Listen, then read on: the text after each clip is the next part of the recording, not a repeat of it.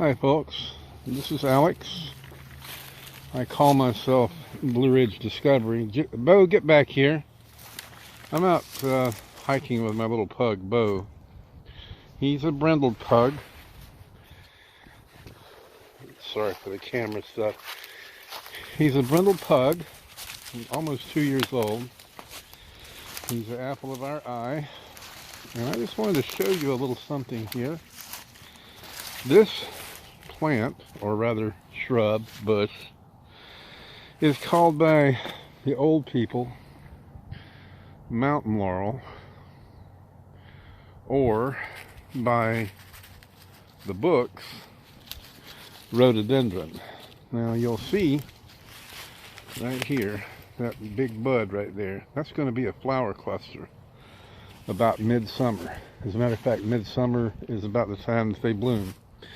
And you can see that the leaves are all nice and flat out here, which means it's about 40 degrees out here. Now the tree coming up in the middle there, if you look at the bark, it'll tell you that it's a locust. The one next to it over here is a box elder, and that one has seen some attention from probably a downy woodpecker or somebody. Now, patrolling on along, we see a vine, two vines as a matter of fact through here. One right here is the bittersweet vine, which is a horrible pest, and it's an invasive exotic.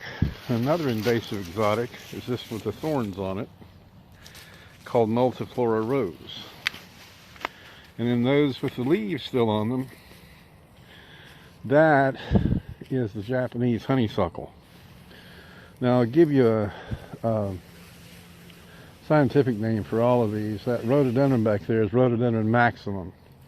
Mountain people call it laurel, or the books call it mountain, rather rhododendron. The old people call it mountain laurel, or just laurel. The mountain laurel in the books is a completely different species. Now that tree right there is more likely a red maple. They're everywhere, and they are native. So, and they should be almost ready to pop, to bloom. You can see the little blooms right there. Very shaky, but they're starting to bloom. And they will probably be blooming by Valentine's. Beau's got the zoomies. Isn't it wonderful to be young? So, I'm going to shut the video off here, and we'll continue with some other stuff in a minute. He still has soccer fields at Azalea Road.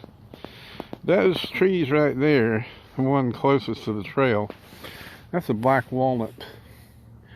They're used a lot in fudge around here. And that one there, you see, is a black locust.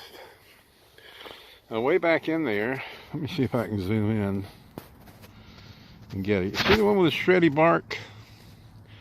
That is not a paper bark birch, or a paper birch. It is a river birch, Betula nigra. Oh, red maple, Acer rubrum. There's Beau again. The black walnut is Juglans nigra.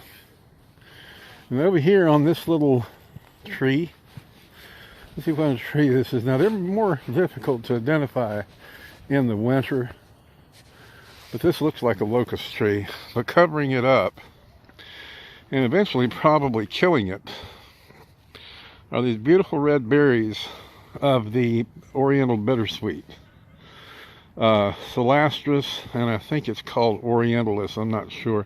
The native one is Celastrus scandens, and you almost never see it. Now this is a very junky area for a soccer field. You'd think somebody would come down here and clean it up, but they don't. This is a soccer field on Azalea Road in Asheville, and Beau is being very difficult because I guess he knows I'm doing something. Coming up in just a second or two, I'll show you a close-up of the paper birch. Give you a circular view because Beau had gone around me. Now, not paper birch, rather river birch. This river birch here is a youngster. It has a lot of that shreddy bark on it. And now that shreddy bark is really good for fire starting. I think people did make canoes with it, patching it mostly, but it is great for fire starting. There's somebody else down here that has, platy bark, I guess you'd call it. And you can see right there where a piece of a log has wedged in it. That's how high the river got a few months ago. That tree is a sycamore, Platanus occidentalis. So I'm going to close this down for the moment. I'll show you some more river birch down here, and then I'm going to shut it off. Just one more thing.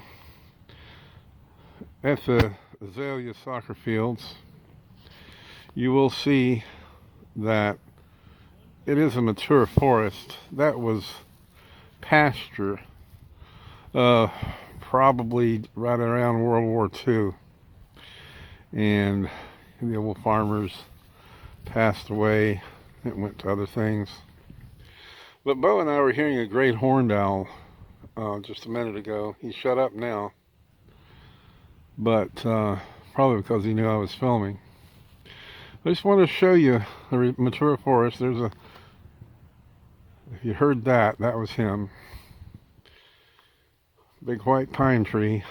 And that's the kind of forest that great horned owls like, though it's only a small bit around here because we're right in the middle of Asheville, North Carolina.